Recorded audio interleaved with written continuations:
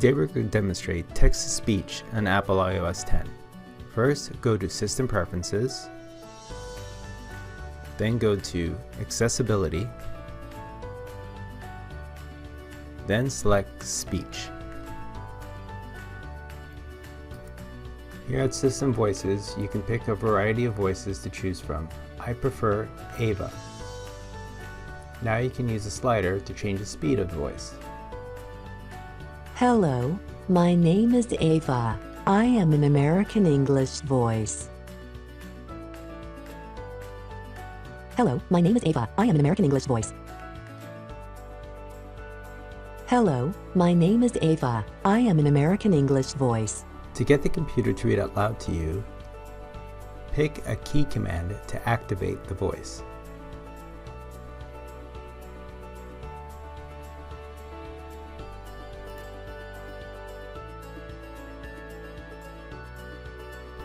Now select the contact you like to read out loud to you, and then hit the key commands that you picked.